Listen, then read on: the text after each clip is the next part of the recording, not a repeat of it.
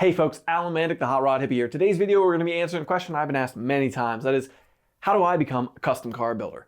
I'm going to try and answer that question for you who might be interested. Maybe you have a child, a friend, a family member who wants to check out being a car builder for a career.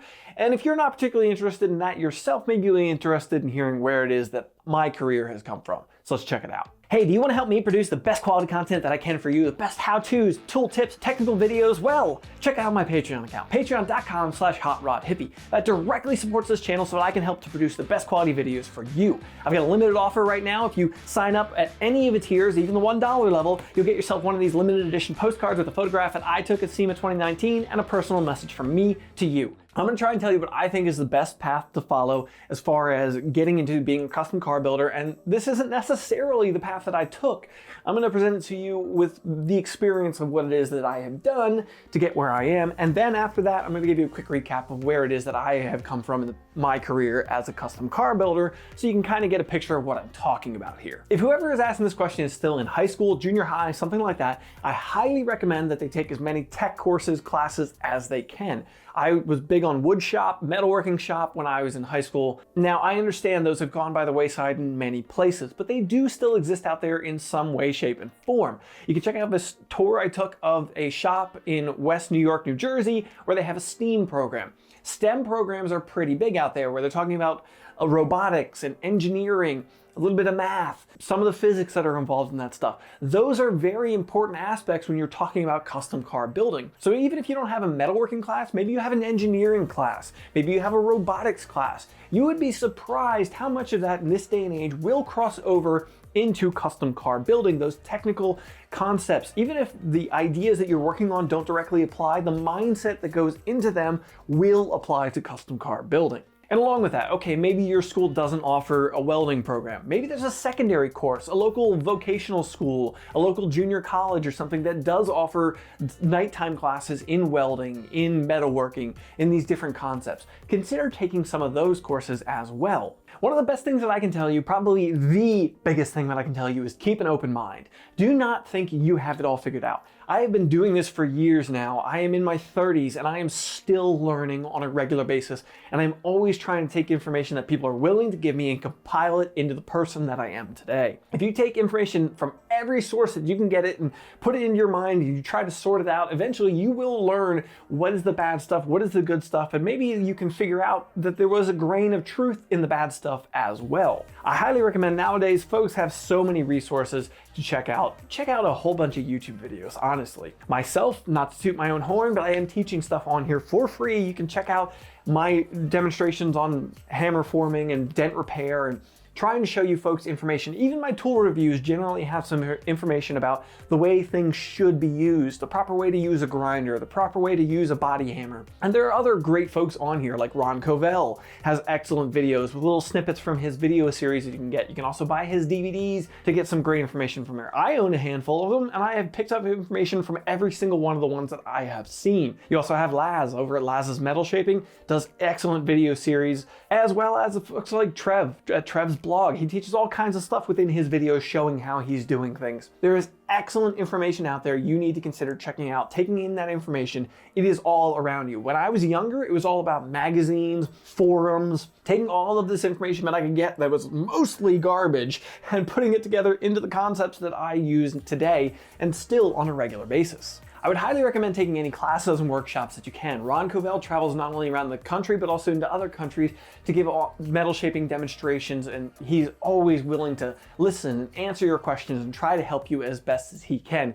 His information is excellent. He's a very helpful resource in this business. You have Pro Shaper Sheet Metal with Ray Shalene. He teaches classes on a monthly basis. He also has like father-son, father-daughter classes where if you are interested in this as just a hobby, but your child might want to consider it as a career, you can go take those classes with them and actually go ahead and teach yourself as well as them. He does excellent hands-on stuff where you can really get in there, start welding, start hammering on things you might not have opportunities to do otherwise. In Australia, I know there's is Peter Tomasini. He does excellent classes. He also travels to the US from time to time to teach classes. There are more of it I could list. I'm going to try and throw some links in the description down below and try to put where they're located if I can remember to do so, as far as geographically, so maybe you can find somebody who's near you. Being open-minded and being welcoming to the information that's out there, trying to compile as much of it as you can, leads into the next suggestion, which came from a couple of folks that I asked on Instagram, and they were suggesting sweep floors. Basically, go make yourself a known entity at local high custom shops, coach building shops, whatever it is you're interested in, a race shop.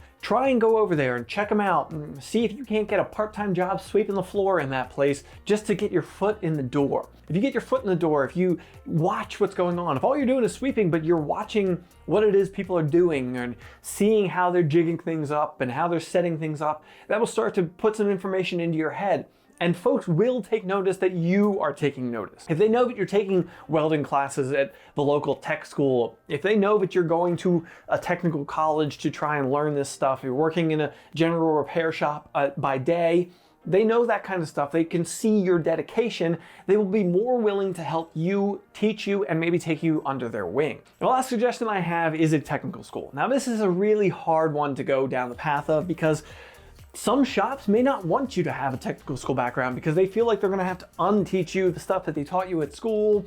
I've had people tell me that those schools are garbage, but honestly, I went to WyoTech and it worked out excellent for me. I would not be the car builder that I am today if it wasn't for WyoTech. I learned a ton about not only automotive repair, but also welding, chassis fabrication, roll cage construction, things that I would have had a hard time compiling all that information without going to a school and dedicating myself to that for a year. So it's really hard for me to say whether or not it's worth it to you. There are good programs out there. I think Ohio Technical College has a good one. There's one in Pennsylvania that's a good one. I found WyoTech to be pretty good, but I went there quite a while ago and it's changed hands a few times, so I can't speak to how it is today. There are good programs out there and I find the value in them. If you're willing to put the effort in and really learn, there is information there to be had, and I think it can be very useful to you. Schooling is investing in yourself, and also investing in yourself means buying things like tools. Here's something where, again, might be a controversial concept to some people. If you're just going to be sweeping the floors, if you're looking to get an apprenticeship, having tools may not be that big of a deal. If you're trying to get a job, having your own tools is critical. If nothing else, not only do you need the tools to do a job, but it shows your dedication. You have literally invested in yourself by buying quality tools, or at least just having tools so that you can do the job. If you show up, you apply to a job and they ask you, do you have a toolbox full of tools? Do you have the stuff to do the job? And you say no, they're not going to take you nearly as seriously as they would if you say, oh yeah, I've got 3-4 toolboxes and a trailer full of shop equipment and stuff. I've got the stuff to do the job, so that comes with me. Not only do I provide tools that maybe they don't have, but also I'm at least showing that I am truly dedicated to what it is that I'm doing. You don't have to invest nearly as much as I have, but having a good quality set of tools to do your job is critical to the job. All right, now I'm going to try and quickly summarize what it is that I have personally done to get to where I am in this business. I personally grew up around cars. My dad was always into cars. He was building his own circle track race cars and I was helping. I had my first car accident when I was, I believe, 2 because his car started with a push button. I climbed in the thing, pushed the button, it was in gear, rammed it into the garage. That was my start of my career in cars. So I've been around this stuff my whole life. That really helped to have that access, to have the ability to play with an alternator and take it apart and ruin it for my dad, but at least I could see what was inside the thing. I was always that kind of kid, so I really found that interesting and that got my feet wet in it. In school, in high school and junior high, I took every class that I could as far as shop classes were concerned. Woodworking shops, power and transportation classes, metalworking shops.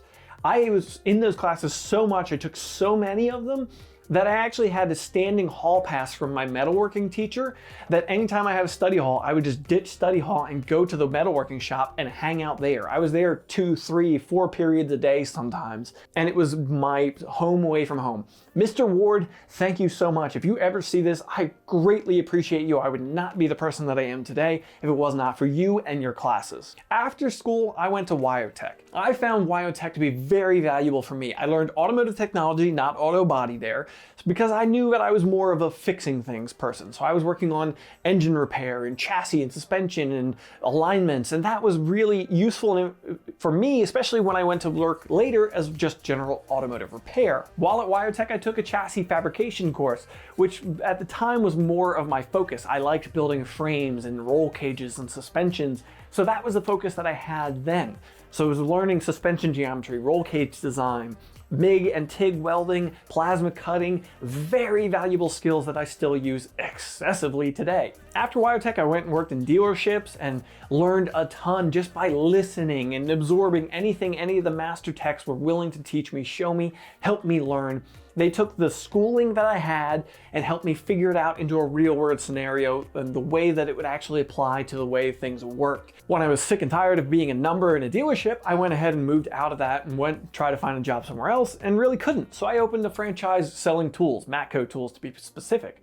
I actually find that to be very valuable, but I can't recommend that as a custom car builder. I find it valuable because I use those skills in video production, honestly. I use the presentation skills that I learned showing folks the newest, latest, and greatest tools, selling tools there. I actually use that to present videos now and do my reviews and show folks things. That's where I learned to present things, was just by doing it, selling tools. After I realized that selling tools wasn't what I wanted to do with my life though, I moved out of that and went back to working in general repair shops, just applying to any custom shop that I can.